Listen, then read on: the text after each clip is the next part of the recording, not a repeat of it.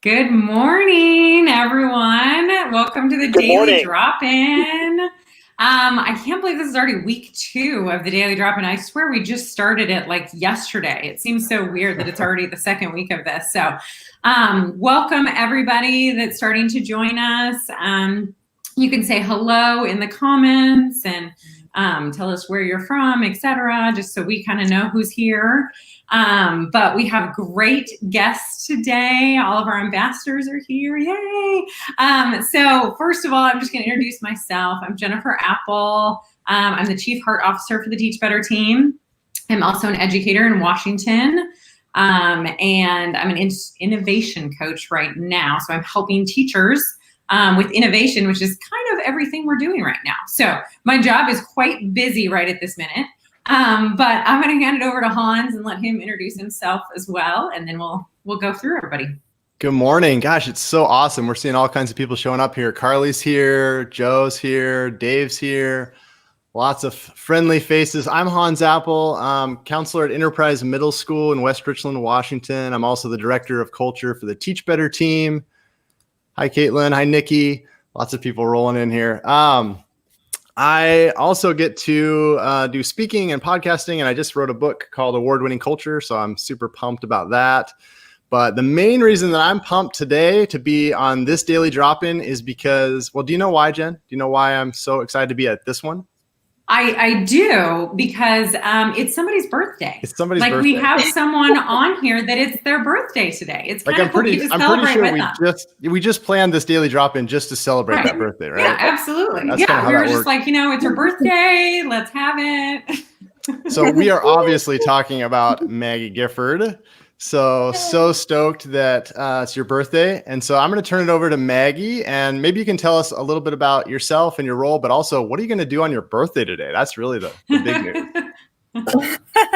Good morning. I am Maggie Gifford. I am now a first grade teacher in rural Southeast Ohio. I was a second grade teacher for the past 5 years, and then I decided that I would switch schools and grade levels in the middle of a pandemic.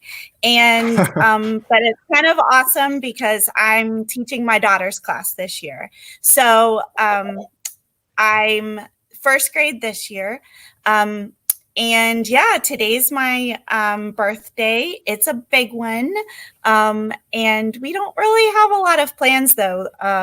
The COVID crisis kind of took care of a lot of big plans. So we're just going to hang out with some friends later and just kind of chill for a while.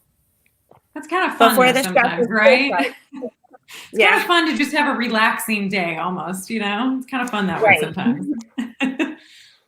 The calm before the storm, right? Yeah, exactly. I'm going to take advantage of it. Well, Brad, why don't you jump in here? Introduce yourself. Fantastic. Good morning, everybody. My name is Brad Hughes. I'm an elementary school principal in Kitchener, Ontario, Canada.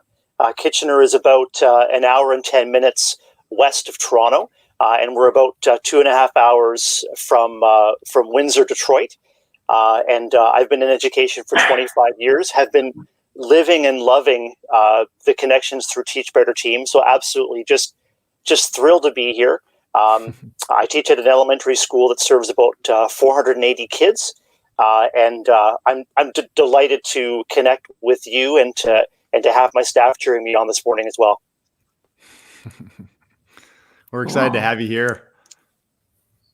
There's so many people popping in here. Andrea's here. Holly's here. Nikki. Lots of Jillian from Canada, too.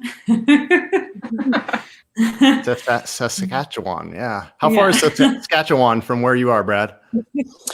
It's about a 16 to 20 hour drive from where I am. Oh, wow. So a little bit. Yeah, a little bit. That's right. Just a little ways. That's right. So I'm right now. I'm vacationing on Lake Huron. I'm in my trailer right now. Actually, I was really excited because I was waiting for hair and makeup to come by, but they didn't come by.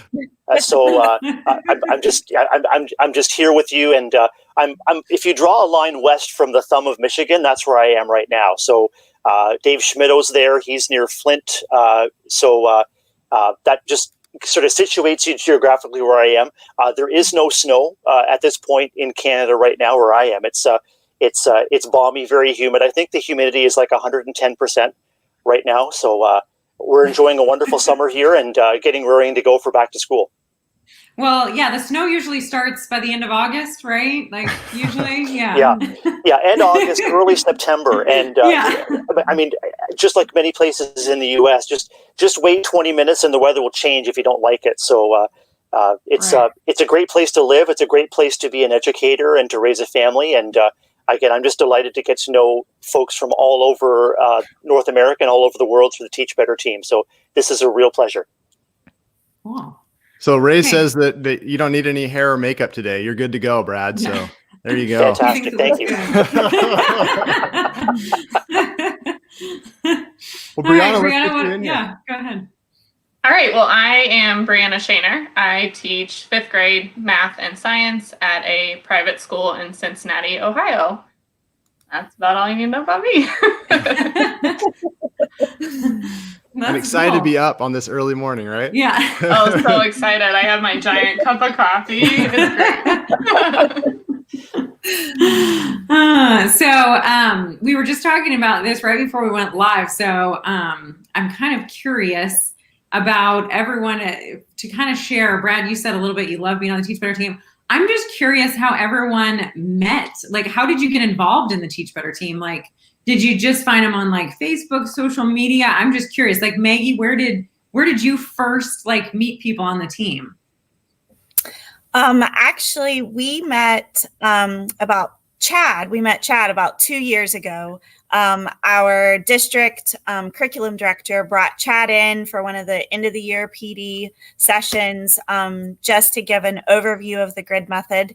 And Amanda Post and I were teammates at the time, and we were curious. So we signed up for their 2-day training, and we met Jeff and then Tiffany at the time. And it just kind of went from there. We started kind of with the grid method and kind of snowballed from there. And now, we're both Teach Better ambassadors and guest bloggers. And so it's been a fun ride to kind of connect with everybody on the team and kind of grow our network and connect with educators all over the world. Not just here in our little teeny tiny town of Ohio. So it is nice. It's that feeling of like, there's more people out there like you, all of a sudden you're like, oh, yeah. Wait, all these people out here that have the same like beliefs and system. And it's just cool to have those connections that you couldn't have 15 years ago. When I started teaching, I've been teaching for 21 years. Like when I started, I was still doing the bubble in grades. Like I had to put attendance, like the paper on my door. A lot of you have no idea what I'm talking about, but you had to actually like put a piece of paper on your door because you didn't, that's how you took attendance. So it's these connections, it's all these things we have now because of technology and everything else that's made it easier for us to make these connections. That's really cool. Brad, how did you get started? Well, during school closure, I was trying to stretch my Twitter wings a little bit and learn from amazing educators on there. I was looking at first for ways to strengthen my capacity as a school leader. And I happened upon the Teach Better team because I found a Twitter invitation to join Mastery Chat, which is happening tonight. It's a chance for school leaders and administrators, really anyone with an interest in school leadership. And to be clear, every one of us in every school building not only has the capacity for leadership, but is a true leader in the way we influence, kids' lives and our colleagues' lives as well. So Mastery Chat got me started and hooked. And when I started to tune into some of the daily drop-ins, and I started to take a look at some of the supports through Teach Better team, what really inspired me was the authenticity. I mean, I hope that people watching and listening this morning really get a sense of the excitement, the enthusiasm, the positivity, and everybody is here is and as you said, Chief Heart Officer Jennifer, everyone here is truly heart-led, and that Teach Better team truly walks the talk, and that's what I saw each and every time I tuned in or I accessed someone, and everyone's been tremendously responsive. So this opportunity to connect with you is just unreal, really, because I know that I know the reach and influence that we have for each other. So just to be a small part of it this morning with all of you is just wonderful, and I can't wait to continue to grow with this team. That's cool. And I think we have to, there's been so many trials and tribulations through all of this with COVID, with, everything that's been happening. And so I think it's cool, Brad, that there was a positive that came out of it for you. Like you had a little bit more time. And so you thought, okay, I'm going to go on Twitter and I'm going to find, and so you found kind of some people that you could relate to and felt like family. And I just think that's really cool that there are some, there are some positives that have come out of this that have happened for us personally, right? Brianna, how did you get started? Oh, go ahead, Brad. I'm good. Thank you, Jennifer. So I feel like I've told Ray this story about 100 times, but I became connected with the Teach Better family right after my third child was born. It was one of those late nights where she would not go to bed, and I was just mindlessly scrolling through Instagram, just kind of seeing who else was awake and who else was posting things. And I found Ray's Instagram, and I just started watching her stories. And as I kept watching them, I was like, oh my goodness, like that fire inside of me that I felt like had started to die off a little bit after, focusing between being a mom and being a teacher. I know there's a lot of times where you get into this like balance of, is this really worth it? Should I be pouring myself into my classroom and pouring myself into being a mom? Do I have that in me? Especially when you start to factor in things like childcare cost versus teacher pay. Let's be honest, they're about equal. And so trying to figure out, is this really what I want? So after I got connected with Ray, I started listening to the Teach Better podcast. And then I was so excited. I just wanted to learn more and more. And I kept reading the blogs, and it was just, from there. Yeah. And now I'm a Teach Better ambassador. I did forget to mention that earlier. So yeah, Andrea did a little shout out for you. She's like, hey, you're an ambassador. I know, it just, and that's been such a blessing in itself. So yes. And Jeff, I'm glad that Ray didn't scare me away. That's awesome. And I think we all have those moments. When I was a college professor for about 10 years, and I was teaching teachers, future teachers. And I remember telling them, like, basically every single school year, I kind of have a mental breakdown. Like, I really do. Like, it's somewhere in the year. It's usually January, February. Let's be honest. That's when we're like, and I always do. And I'm like, I'm not a good teacher. I'm not serving my kid. Like, I'm not doing enough. Right. And so I have this like every year kind of like, is it enough? Is it? And I think we all have those moments in our life where it's like, is what we're doing matters. And for the pay we're getting, for our own kids at home, like, there's all these factors that go into it. And so is what we're doing, is it really making a difference? Are we helping kids? And the answer usually is yes. Like, we are doing something amazing. And I know you're doing amazing things in your classroom. So I know everyone is, grateful that you're still there and you're teaching and your kids love you. So I think it's awesome that you came to that realization, though, like finding these other people. That's what we just talked about with Brad, right? Like, finding your people and your family. And it's really cool that you can find that online now too, not just the few people you have around you, especially if you're in a small town or something like that. It's like, no, there's all these people out there you can find. It's really cool.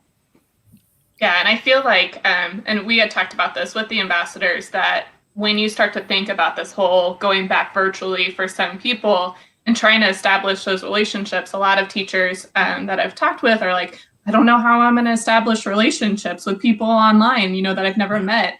And let's be honest, the Teach Better team is totally proof that you can establish those relationships. I still remember the first time I walked in at the conference, and it was like, these are my people. Like, I know them all. Like, I had never met any of them in person, but I was like, oh, Chelsea, who commented, just a teacher from Akron. Like, I know you. Like, I follow you on Twitter and Instagram.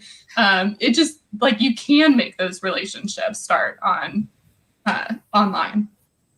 Yeah, I just love everything you just said, because, you even talked about the podcast, which is how I kind of got connected to the Teach Better team. I think I started listening to the podcast. I became a fan of what they were doing. And then I made an appearance on there. And that ended up leading us to go present at the Teach Better conference last year, which was incredible. If you were there, I mean, it was, we've gone to a lot of educator conferences, and there's nothing been like that. I mean, back to what Brad was talking about with the authenticity, I think the word I came away with is vulnerability. Like, there was so much just ability to just put yourself out there, right? And not only connect, but help and support. It was just electric. I mean, that conference was just incredible. And so, yeah, I mean, it's been a fun ride for, I think, Jen and I, as we've kind of gotten to know different people, through the Teach Better team. And you kind of feel like you have this family, even it's a virtual family, but it's there, and it's there. And when you have questions or you need help, everybody's, first to step up. So it's just incredible. Okay. So one of the things I was thinking about, we're getting ready to go back to school. I don't know about you, when everybody's going back, but we're going back virtual, completely virtual. We're still in phase 1 in our county. Like, we're technically 1.5 phase, but we're basically still in phase 1. So our numbers have not, they're just staying pretty high. So we're basically going back virtual.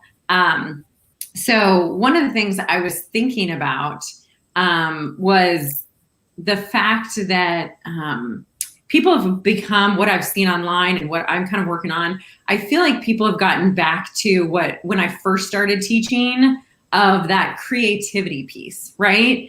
I remember like 21 years ago when we had like our state test was only given in like 1 grade level, maybe 2 grade levels. Like, it was kind of like, yeah, we did it, but it was like not as big a deal. And our standards were a little less and things like that. And so I kind of think about that now, is people are like, they're kind of coming back to that. What are the essentials we're teaching, right? That's what we're calling in our district, our essential standards. So we're taking, our state has like, 10 in 7th grade math. Well, our district does like 50. Here's like, takes those 10 and makes like 50 out of them. And now they're back to, oh, wait, maybe there's only like 10. We really like, these are the essentials again. And so I think it's helping people like be more creative in their teaching. And so I wasn't sure if you guys have seen anything like online, or if you're doing something like, what's something you've seen that's like super creative in this like new digital, like some people hybrid, some people virtual, like what are you guys seeing that's pretty creative? I can just get started and just say I've just seen so much. And I think I see so much growth in processes as we approach and plan instruction for kids. We see a lot of creativity in terms of the products that we offer kids.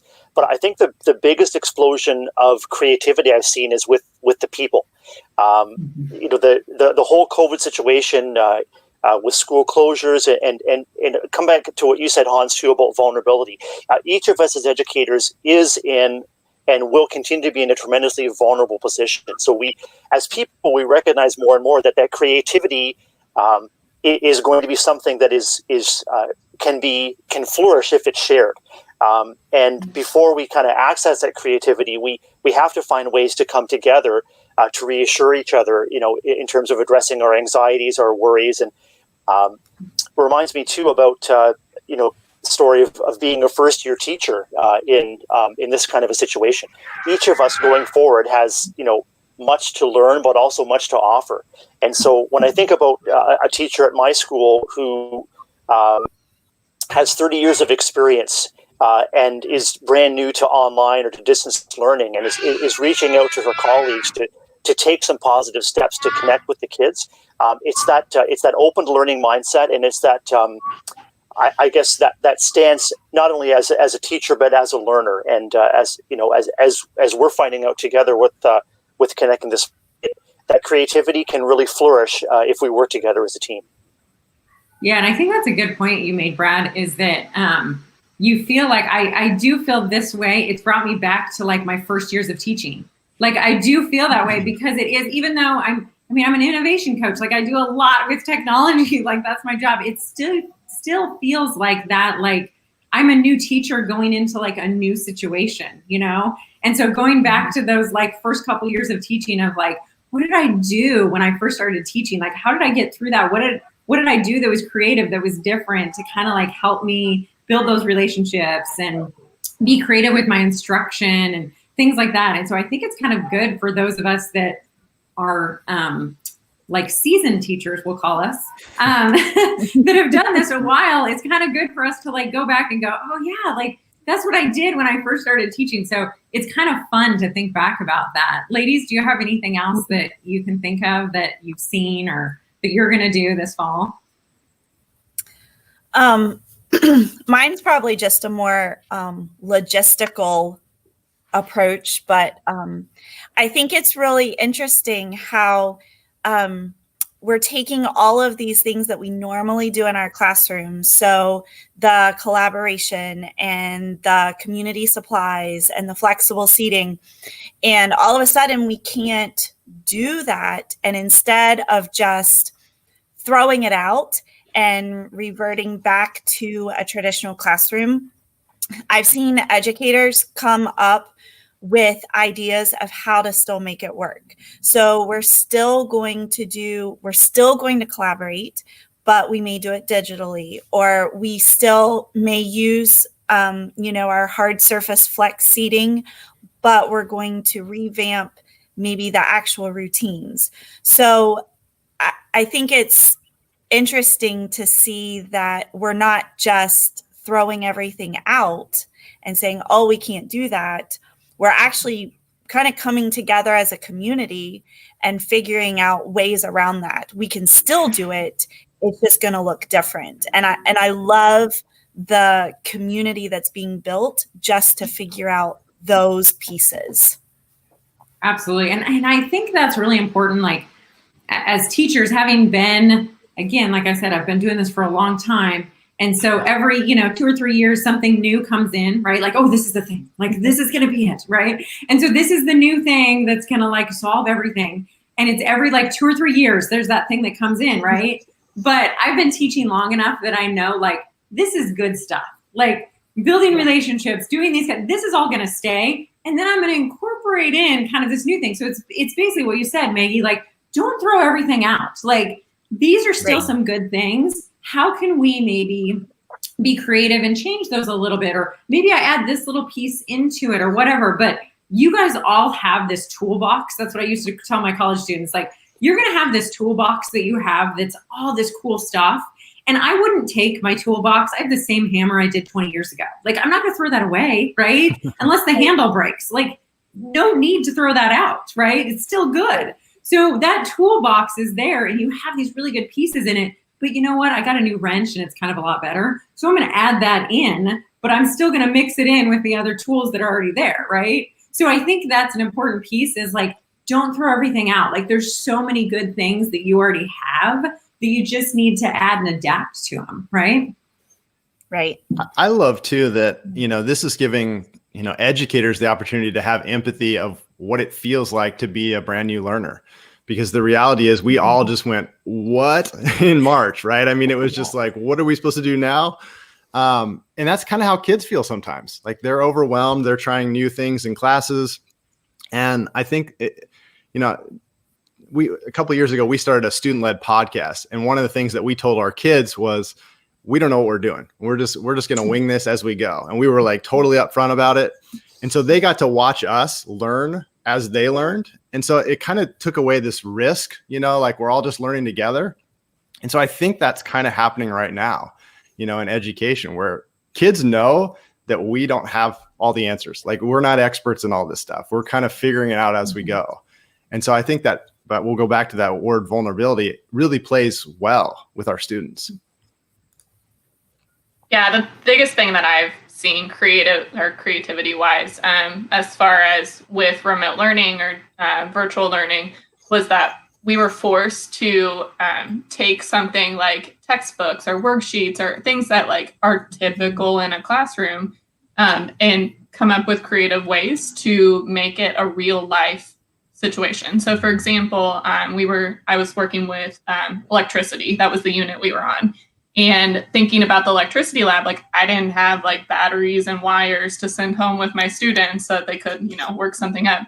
So instead, we did a real life scavenger hunt where they went around their house and they found power sources or receivers or things. So like taking something that is so typically textbook and putting it into like their real life situation. And it was so cool to see like, oh yeah, this light bulb that I've been calling a light bulb forever technically is a receiver because it does something when electricity flows to it. And like seeing the light bulb go off in their head, no pun intended, but like, you know what I mean? Like just seeing real life situations happening. It was really cool. And So do I you love think- that. Sorry, go ahead, Hans. I was just gonna say, do you think that you'll continue that on? Like now that you've seen that, like, you know, delivery of purpose and relevance, do you think that you'll continue to look for those ways even when we get back to some new normal? Do you know what I mean by that? Totally. And like my school, we're going back 5 days a week. So as of right now, there is no virtual. And so I think that for me was a huge eye opener that class doesn't just happen within the four walls of my classroom. Like class needs to take place everywhere. Like we need to get out of those four walls and show relevancy to what we are teaching. You know, something that I picked up on from both Maggie and Brianna is just the willingness to do what you can with what you have at the moment. And I mean, when we think about creativity, we're not necessarily thinking about, okay, we've got to take a quantum leap here.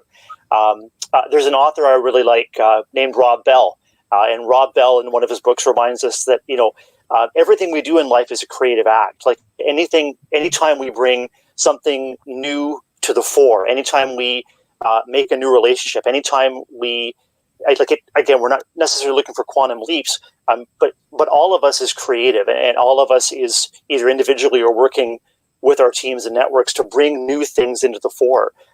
We're also going back face to face. Every elementary school in Ontario, as a matter of fact, is anticipating face to face 5 days a week in-person learning.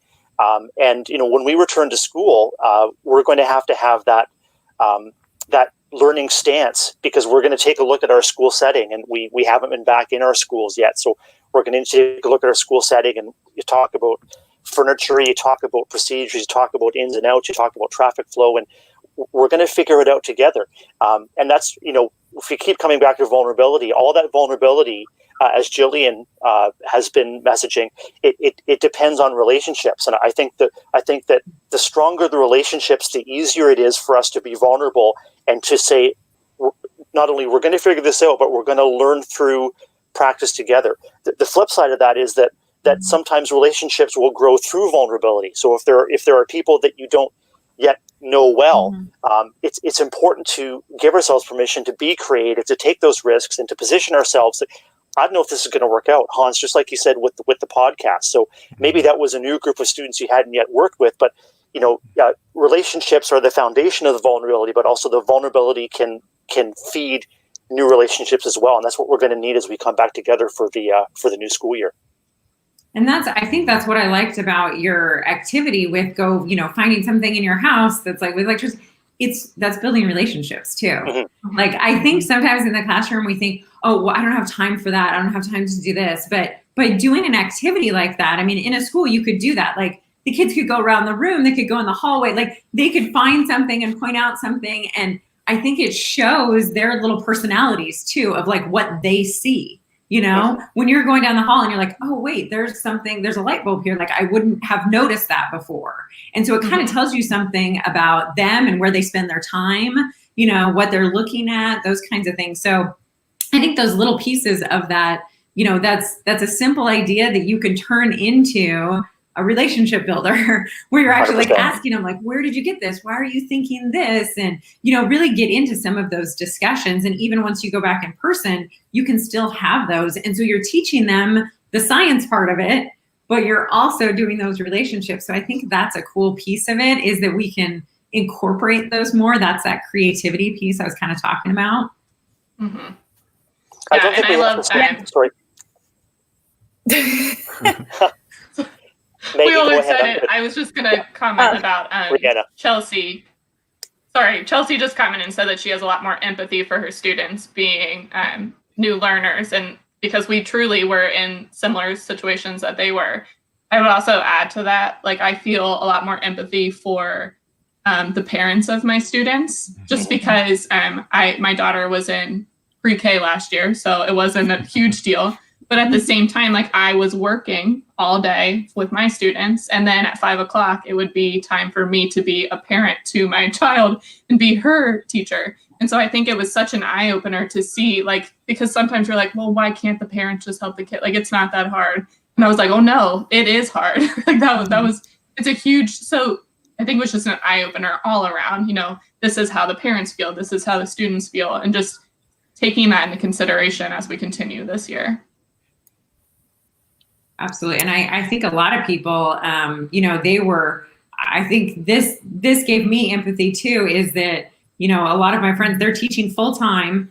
They've got a 3-year-old that they're watching all day because, there's no daycares open. They don't have family so they're watching a 3-year-old all day. Plus they're teaching full time and they're trying to do these Zooms. They're trying to do this. And so it's a lot. And so you can see parents that, they're trying to work full time on virtually as well. And then plus they're watching 2-3 kids, and trying to keep them busy and trying to help them with their homework and those things coming in.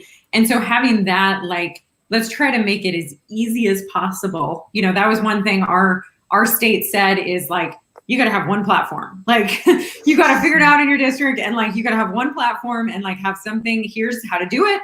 Here's what you need, because it's overwhelming when you've got like, okay, I've got one in kindergarten that's got this platform. And then I've got another one in middle school. They've got this platform. And then this one goes to like this. And so you've got all of these different things you're trying to manage and you're trying to work full time. And so trying to do all of that is just, it's a lot, and some of the schools that are going back hybrid, like your kids are going to school 2 days a week and then they're home 2 days a week. And so that like going back and forth, I think is going to be somewhat of a challenge as well. Right. Totally. Absolutely. Yeah. I was going to, this kind of ties together. I was going to comment on what Brad said, because we're not, I've watched kind of over the years. I'm also kind of not veteran, but I've been doing this a while. This is year 18 for me. And I've watched over the years as our education philosophies kind of start to differ, we start to only meet and have conversations with those teachers that have the same kind of philosophies and values that we have.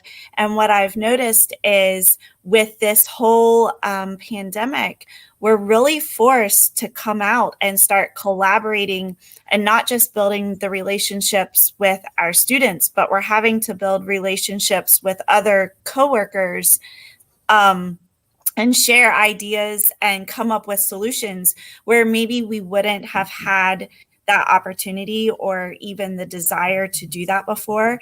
And I think that goes along with the parents too, because I was also that parent that, I have a 7 and a 5-year-old at home. So I was also teaching and then trying to teach them.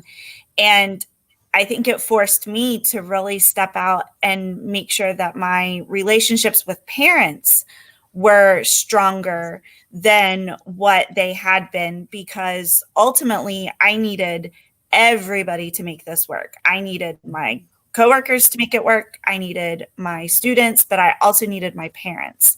And so I think that's been a really positive thing that's come out of this. Absolutely. Rachel Hollis, I don't know if you guys know who she is. She's written a few books, but I was reading one of her books and one of her comments was, if you're the smartest person in the room, you shouldn't be in that room. Like you need to change rooms because I think we tend to do that. Like you said, Maggie, like, okay, these are my people. Like they all think the same thing. And so we're all kind of in this room together. We're thinking these things.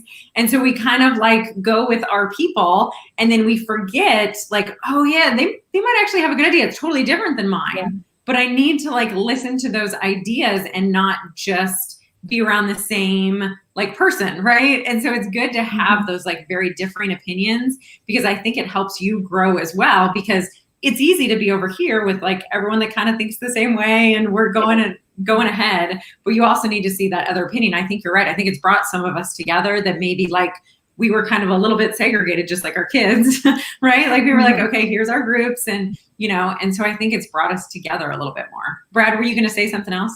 Well, just to build on what you're saying, Jennifer, too, and that's really where the role of empathy is going to need to serve us really, really well, because all of us are returning to school with different experiences, some of them positive, some of them very traumatic, depending on the situation that we as educators or our families or the families in our neighborhoods are experiencing too. And so we've really got to return with a determination to rekindle the relationships that we already invested in when we were face-to-face the last time, and just to, I guess, to allow and to give people the space and the opportunity and I guess the grace of being heard and being understood before you try and share your point of view as well.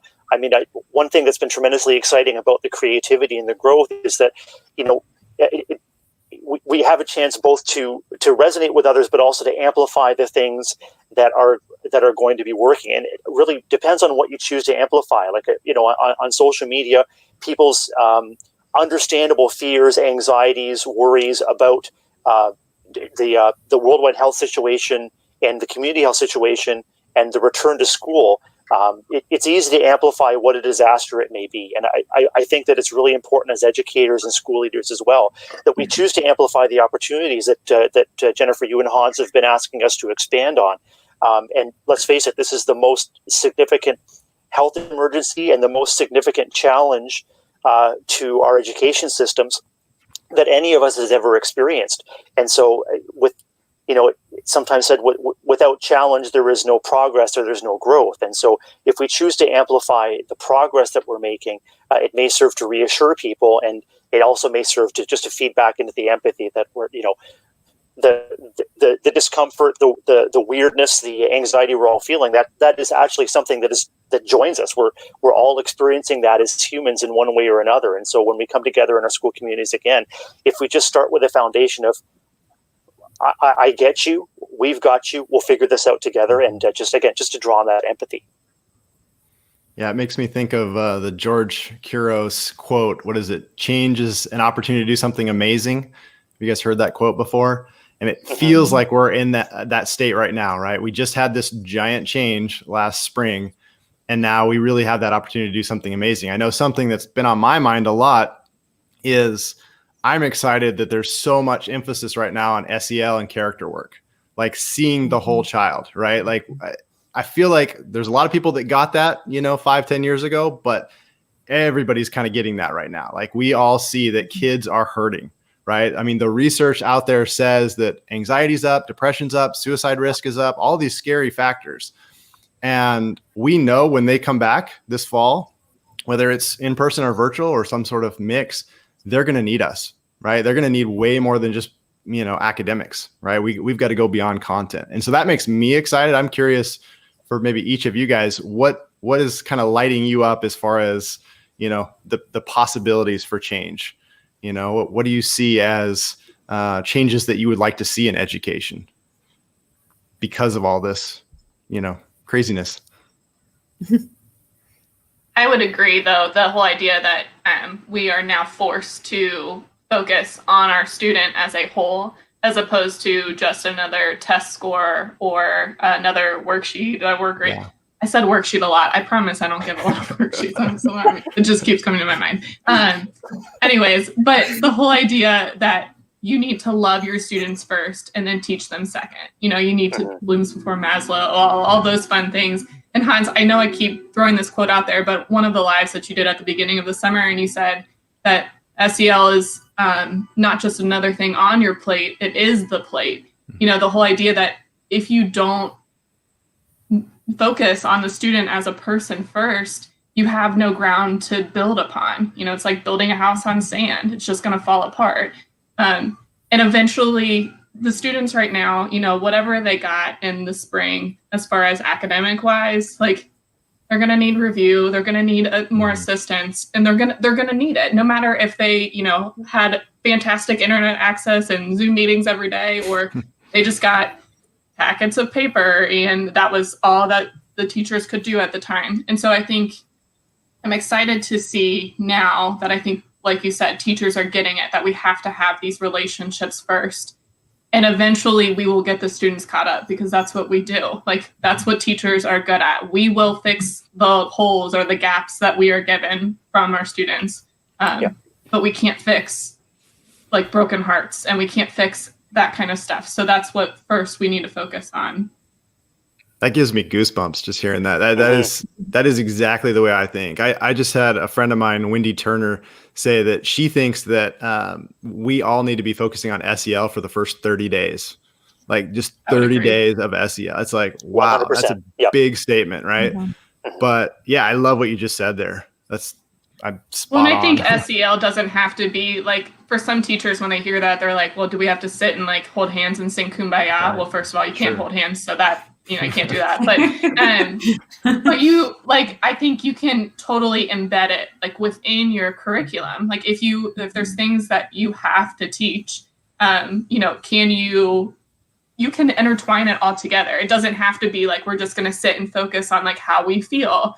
And something as simple as like, I started working on, we're doing Google Forms for their warm-ups, or not Google, we're a Microsoft school, sorry, Microsoft Forms for their warm-ups. And like the first question every day is going to be something like, how are you feeling today? Like a simple, like, out of these 4 pictures, which one do your emotions connect with the most? And then I can do like add these fractions, like it's in there, but it still gives me that chance to connect with my students that way on an SEL level. Love it. Yeah, and Brianna, that's spot on. Like, I think historically we've approached, learning as delivery of curriculum, and then somewhere along the line someone said, well, we really should be looking after the kids' mental health and well-being, don't you think?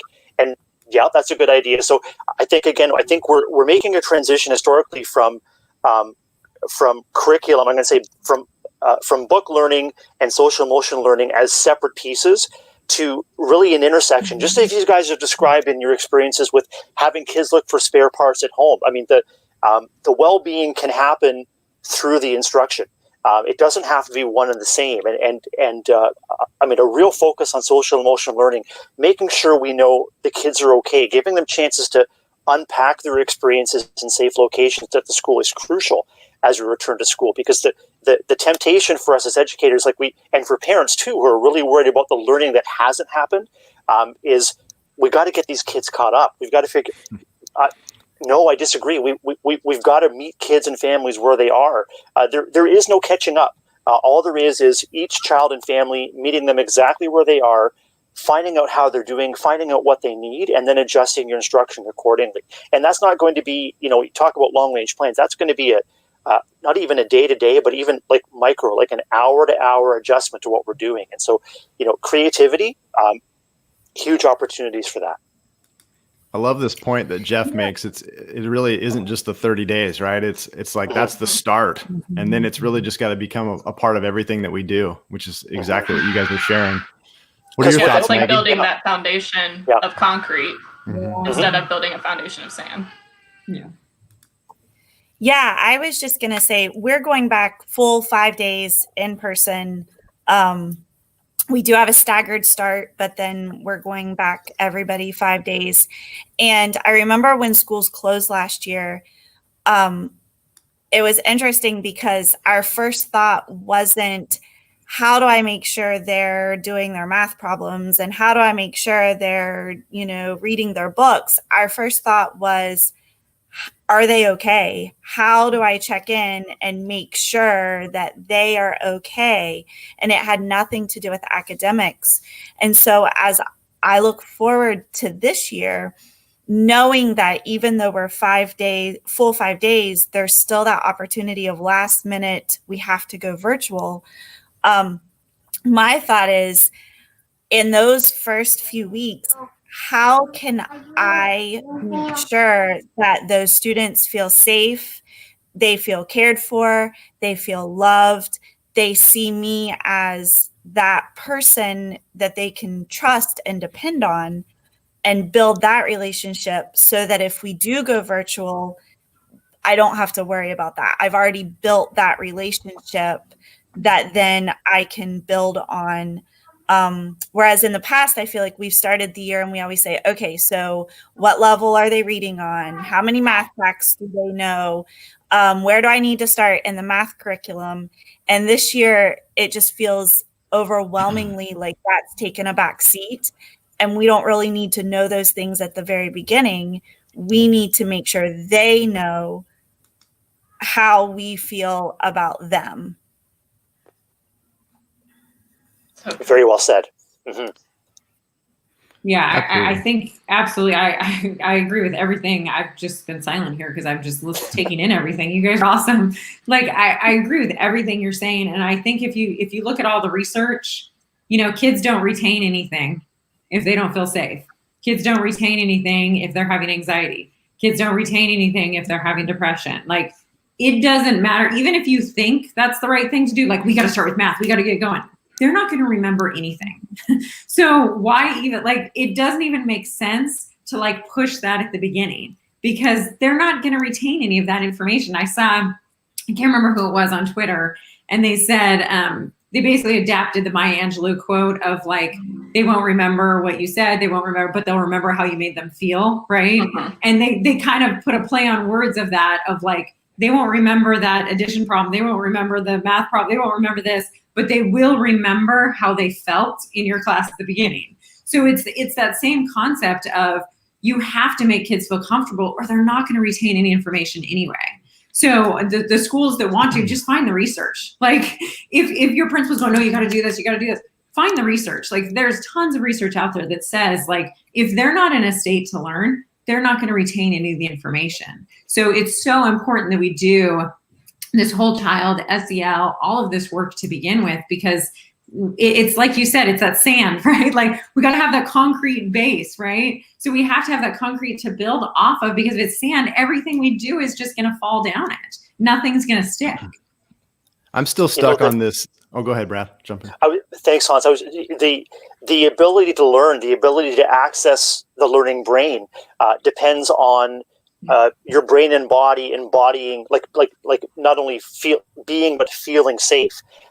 And so, just even before, Jennifer, we get to retention, it is impossible for any of us as humans to access that learning brain, to access those connections, that creativity, the ability to take in and synthesize, and that's not happening if we don't feel safe. And so as educators, the more we find ways to cue safety for ourselves. So it starts with us. Like if we're returning to work with a high level of apprehension, which is really, really, that's absolutely understandable. We need to seek ways to come together and to address that so that we can, with our facial expressions, with our body, with our tone of voice, with the way, we look and approach kids and families, we have to, I guess we have to find our calm before we can share it with others. And then it's also important not to recognize that that's not going to happen on the first day. That's going to be a constant process, and there are going to be daily setbacks for ourselves. We could be fine the first couple of days, and then something happens, and then we're sort of back to square one, digging ourselves out of the hole again. We just have to be really, really patient with ourselves. We have to be really, really patient with our kids and families. And gradually, we will find that the collective, like everyone is collectively holding their breath as we return to school, whether it's in person or online, and gradually through practice, that will be released, and we'll find that things are moving forward. But just let's be patient with each other. I will say too, I was just going to say, so we've tried to do a really good job of kind of sheltering our own kids during this, and we haven't taken them out much, and we're just now starting to kind of introduce some people back in, and it's funny because now when they are around somebody that they haven't been around, it is like overwhelming, like sensory overload, and they're just kind of a word vomit. It's just all over the place. And I watched them the other day and I thought, that's what the first day of school is going to be like for all of these kids who haven't seen their friends in 5 months and who haven't had a chance to talk to their classmates. And I feel like we really need to make a space for that in the first few days for them to just reacclimate to being around people and having that open ability to just have conversations and share. Yeah, and I think it was Dave Schmittou that said it, and I'm sorry, Dave, if you didn't hear. I think it was Dave that said this though. And he said that like, don't punish kids for being kids. Right? Like Right. when kids come back, like I teach middle school, like 13-year-olds are gonna be 13-year-olds. Like that's what they do. I mean, they're gonna try to like hug each other, they're gonna like scream in the hall. Like this is what they're gonna do when we finally go face to face, even on Zoom. They're gonna be like, hey dude, like, you know, I mean, that's what they're gonna be doing because they're 13. Like that's what they do. So it's like, don't punish kids for being kids. I mean, that's how they act. And they've been cooped up, like a lot of them in their houses for 6 months. They haven't been able to see as much family. They didn't get to go on their vacation. Like they didn't really get to do a lot. And so when they get to see some people or they get to see a teacher or whoever, they're going to be excited and they're going to be a kid. And so like, don't punish kids for being kids. Like let them just be a kid for a little bit. Like it's okay to be a 13-year-old, a 5-year-old, a 10-year-old. Like it's okay to be that age. Like we were there once. We would have done the exact, I probably would have been the worst kid. Like I would have been like, oh, hey, guys. You know, I would have been that like crazy kid. So I totally understand. Like we just have to have empathy for our kids. And on the other side, for the parents that are like, oh my gosh, my kids are going back. You know what I mean? They're like anxious about it too. And so trying to like calm that in communication and, you know, all of those pieces. But I think let's not punish kids for being kids. Like that's what they're going to do. I love Andrea just commented and said, sorry. Go ahead. Andrea just commented and said, I feel that way about teachers. This week and yesterday I went into school for the first time in a while and I got to see like all my teacher friends and it was like, hi guys, it's so good to see you. But like I don't like want to hug everyone like that, like automatically is like my reaction. So I'm just like, it's so good to see you. Like, but yeah, I totally. You have to do this, like, hi, when you see everyone, so you can't, yeah. I know, but I know that's how I'm going to be next week because my students start next Wednesday. And so my students are now big 6th graders and I'm going to see them walking down the hall and I'm going to want to hug them and I'm going to want to like, and so I'm feeling that and I'm a grown adult. And so I can only imagine like the kids that don't have the ability to withhold their emotions, you know, they're going to be feeling the same way. And so Maggie, I love that idea of like, obviously we can't have time for them to like hug each other, but like to have the time to just get out there, what they're thinking, what is on their mind.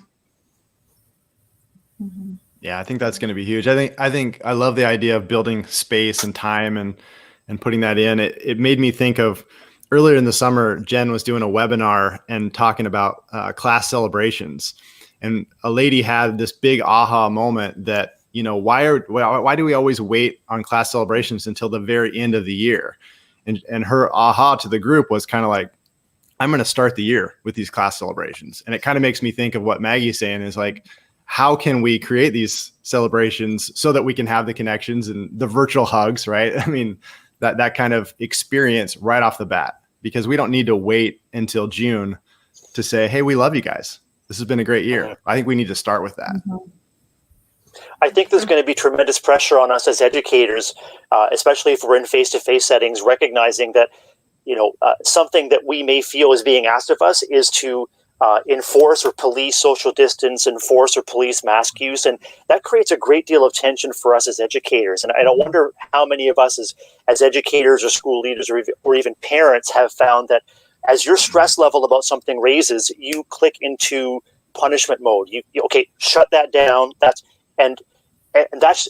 just your stress, your anxiety about the situation, your sense of responsibility, your sense of what kids should or shouldn't be doing. That's just your stress being expressed that way. And so I think as educators, we just have to be aware of that. We have to recognize that that is so human to do and to be disposed to do.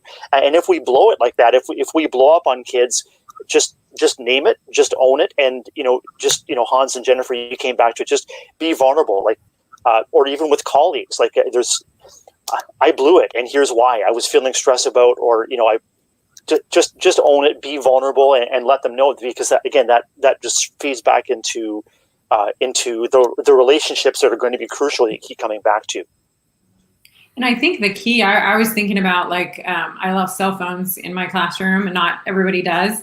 But I used to not allow cell phones. And then I kind of figured out, why am I not allowing cell phones for middle schoolers? Like they kind of, I mean, it's an appendage. Like it's part of who they are. Like I kind of have to let them do it. So once I decided, okay, this is what I'm going to do, I was very honest with my kids about it. And like, hey, I'm going to allow you to have cell phones, but like, I just want respect both ways. So I just kind of like explained to them, like, this is kind of like how you can show respect to me. Like, this is how you could use your cell phone. This is what I'm going to do with my cell phone. So I'm not going to have it out, like facing it. Like, I'm not going to be looking at it while I'm talking to you guys, because that's, you guys would think that's rude, right? So I'm modeling kind of that same behavior. And so I think, and I don't really have any problems with cell phones in my classroom ever. Like, every once in a while it'll ring and I'll laugh and go, oh, that's a cool ringtone, and we'll just kind of joke about it and put it away and it's no big deal, right? And so I think we have to think of it in those same terms with the mask, with the social distancing. Like, have a discussion with your kids about it and like explain to them. They might not have been told why. Like, it could just be like, you have to wear a mask and you can't be around each other. And they're kind of like, well, I kind of know, but I don't totally understand it. So explaining to my kids, like, the cell phone, like, this is how you can show respect. This is what you can use your cell phone for. This is what you can't. Those kinds of discussions, like being honest with kids and just saying, hey, this is why we're doing this. Like, I just want you to understand this is where we're coming from. And so I'm going to keep my mask on, except when I take a drink of water, because I can't drink through my mask. But other than that, I'm going to keep my mask on, and, just asking for that same amount of respect from them. And I think it'll go a long way, because I had that same thing happen, and the cell phones like kind of became a non-issue now, because I'm showing them the respect that they're showing me. Does that make sense? Mm-hmm.